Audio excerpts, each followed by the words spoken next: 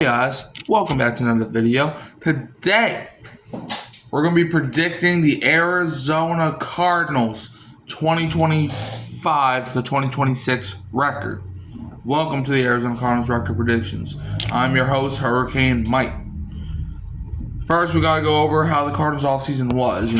Last season they finished 8-9, and I want to say they finished... they finished 8-9 last year, finishing third in the NFC West, missing the playoffs entirely. But in the offseason, let's see some guys that they've added. They added Josh Sweat. They signed Josh Sweat away from the Eagles. They re-signed Sean Murphy-Bunting. They signed Jacoby Brissett, who was formerly a member of the Patriots. And he goes to Arizona to be their backup quarterback. All right, let's see. They signed Akeem Davis-Gaither from the Bengals. All right, they signed Royce Newman away from the Buccaneers. They signed Calais Campbell to the Dolphins. He's back in Arizona now. All right, they also signed Michael Walker away from the Commanders. They brought in Josiah DeGuara to be a backup tight end from the Jaguars. They signed Simi Fehoko from the Chargers to be probably a depth rotation player. They signed Jake Curhan, right tackle from the Bears. They signed J.J. Russell, linebacker from the Buccaneers. And they signed cornerback Jalen Jones from the Buccaneers. Now let's look at some guys that they lost. All right. Let's see. So, hold on. I'm trying to see. All right. So, Dennis Gardeck. He left the Cardinals to go to the Jaguars. He left the Cardinals and he's now with the Jaguars. All right, Zach Pascal, who was a solid receiver for them, he went over to the Giants. All right, let's see, center Tristan Colon, he's with the Lions now. Inside defensive lineman Kairos Tonga's with the Patriots now. Julian Okora, he's with the Browns now. All right. Jackson Barton signed with the Browns as well. All right. Let's see. And inside offensive lineman Naquan Jones went to the Chargers. So the Cardinals, they added some key pieces, but they didn't really lose too much. Like the best player that they lost was Dennis Gardeck, which you can do without. And their biggest addition by far was Josh Sweat, Super Bowl champion with the Eagles. Now let's look how they did in the draft. Let's see how they did in the draft this past year. So the 2025 draft. All right, first round. Bro, what is this? First round, they drafted Walter Nolan, defensive lineman from Ole Miss. Then the second round, they probably got one of the steals of the draft, getting Will Johnson, cornerback from Michigan. Third round, they took Jordan Burch, edge from Oregon. Yep. Wait, hold on. So, yeah, Walter Nolan was the 16th pick. Will Johnson was the 47th pick. Jordan Burch was the 78th pick, in case you're those guys that go for overalls. And then in the fourth round, pick 115, they picked up Cody Simon, inside linebacker from Ohio State. Fifth round, pick 174, they took Denzel Burke, cornerback from Ohio State, taking all them corners. Sixth round, pick 211, they took Hayden Connor, offensive line for Texas. And then the seventh round, pick 225, they took Katon Crawford, safety from Nevada. And that leads us into the predictions for the Arizona Cardinals for this upcoming season.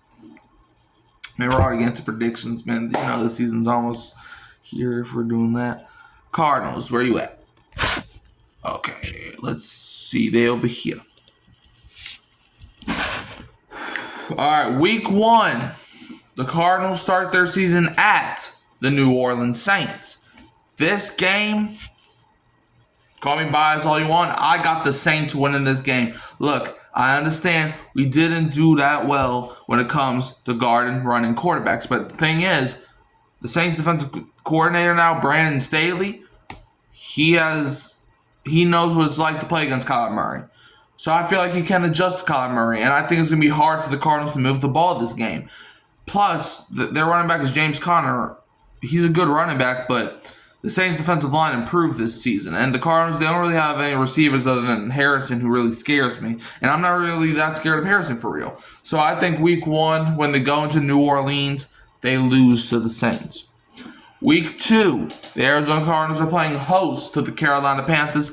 And this is where the Cardinals do get a win. The Panthers are just a young team. But, the Cardinals, they're a young team, but Kyler Murray knows how to get the job done more than Bryce Young does. And I understand the Panthers knocked the Cardinals out the playoffs last season, so the Cardinals might even use that as motivation. I'm not going to say I don't see a world where the Panthers win this game, but I think it's going to be incredibly unlikely that the Panthers come out on top. Week 3, the Cardinals are at the San Francisco 49ers, and this is a win for the Arizona Cardinals.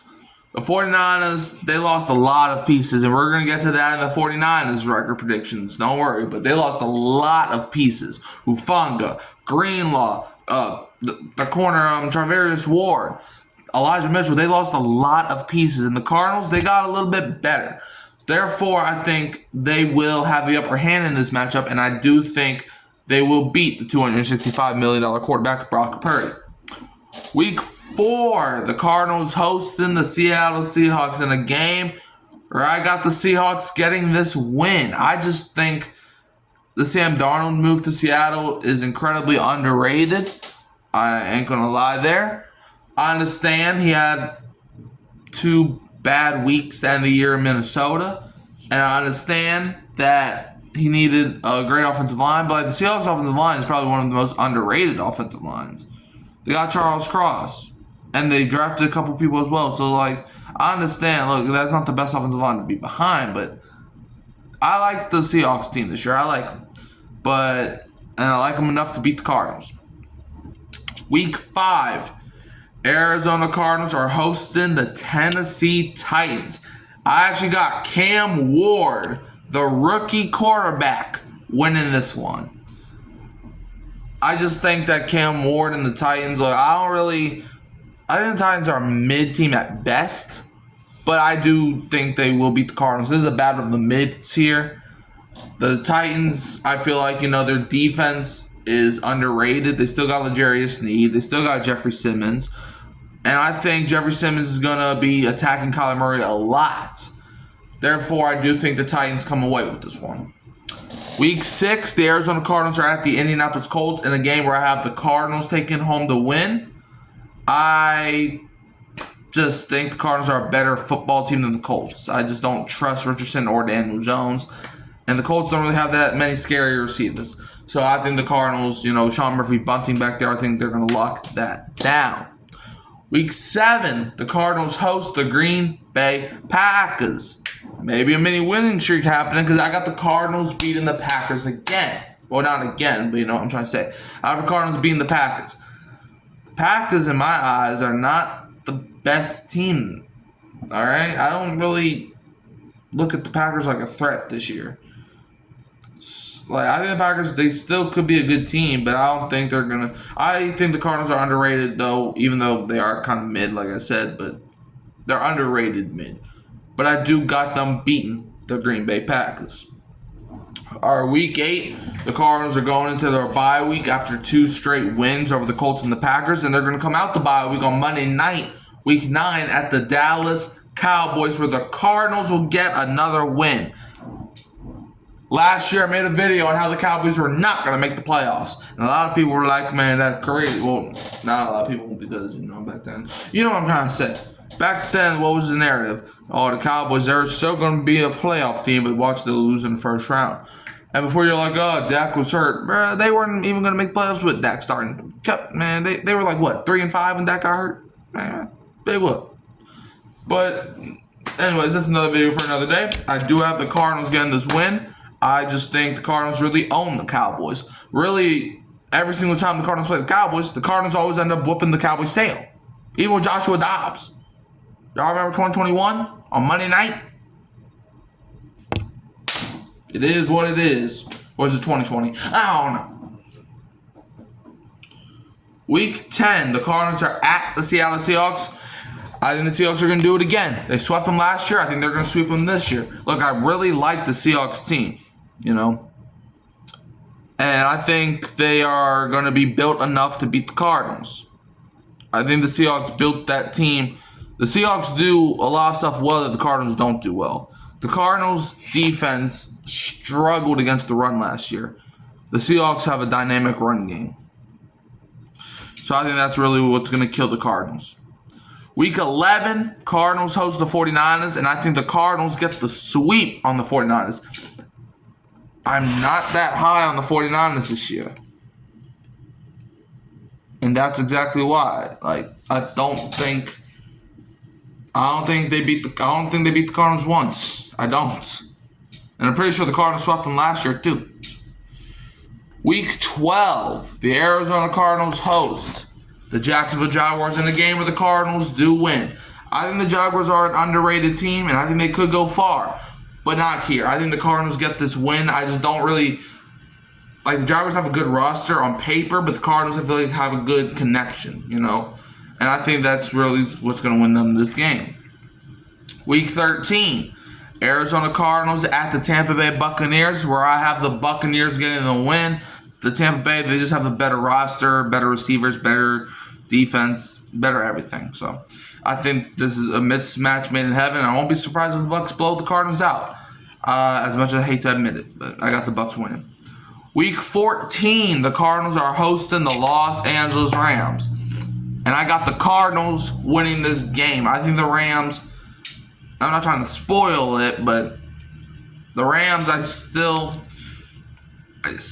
think the Rams are a decent team, but I think they will fight hard with the Cardinals, you know. I think the Cardinals are going to fight hard with the Rams, and therefore I think the Cardinals win this game.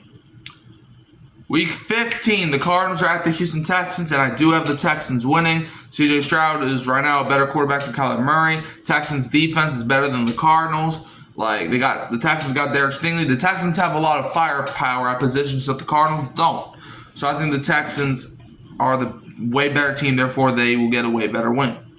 Week 16, the Cardinals host the Atlanta Falcons, where unfortunately I do have the Falcons winning. Look, I'm not going to be biased in these predictions whatsoever, but I just think the Falcons, I think they get the win. Something's telling me this. Because like I said about the Cowboys, the Cardinals struggle against Atlanta a lot. I don't know why, but that's what they do. Week 17, Arizona Cardinals at the Cincinnati Bengals. I think this is a clear win for the Bengals. The Bengals, their defense may not be that good, but Joe Burrow can get the job done in clutch games, and this game is on a Saturday, and he does good on Saturdays too. So I think the Bengals get this win.